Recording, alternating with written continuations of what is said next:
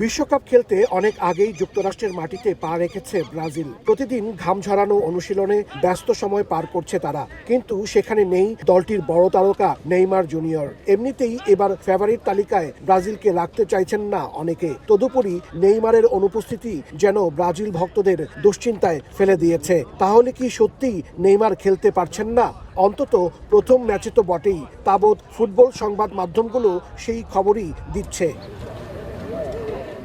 New জার্সির Morris টাউনের Colombia পার্কে ব্রাজিল দলের চলছে নিবিড় অনুশীলন, কিন্তু এখনও দলের সঙ্গে স্বাভাবিক অনুশীলনে ফিরতে পারেননি নেইমার। একা একা জিম এবং সাইক্লিং করে ফিটনেস ফিরে পাওয়ার চেষ্টা করতে দেখা গেছে তাকে। অনিশ্চয়তা কি শুধু প্রথম ম্যাচেই?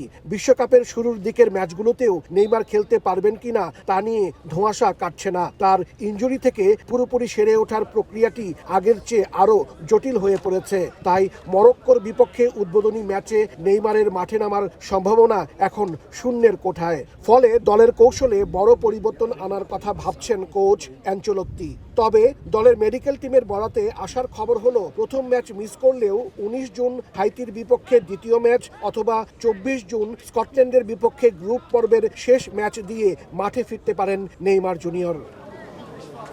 গত 17 মে ব্রাজিলের ঘরোয়া লিগে সান্তোসের হয়ে খেলার সময় ডান পায়ের কাফ মাসলে চোট পান 34 বছর বয়সী এই ফরোয়ার্ড। পরবর্তীতে ব্রাজিলের জাতীয় দলের মেডিকেল টিম পরীক্ষা নিরীক্ষা করে জানিয়েছিল তার সেরে উঠতে অন্তত 3 সপ্তাহ সময় লাগবে।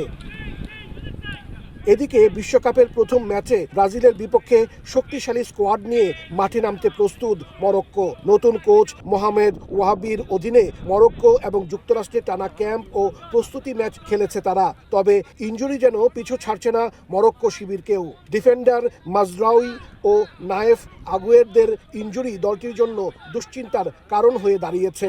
তবে প্রস্তুতি ম্যাচে নরওয়ের বিপক্ষে 1-1 গোলে ড্র ও মাদাগাস্কারকে 5-0 এবং বুরুন্ডিকে 4 গোলে হারিয়ে আত্মবিশ্বাসী মরক্কো। যুক্তরাষ্ট্রের নিউ জার্সিতে বিশ্বকাপ ফুটবলের প্রথম ম্যাচ, সেই সঙ্গে ব্রাজিলেরও উদ্বোধনী ম্যাচ। স্টেডিয়াম ঘিরে উৎসব আমেজ, সর্বত্রই সাজ রব। ব্রাজিল মরক্কো ম্যাচ ঘিরে এখন কোটি কোটি ফুটবল প্রেমীদের মধ্যে উত্তেজনা, উন্মাদনা বিরাজ করছে। সবাই এখন খেলা দেখার অপেক্ষায়।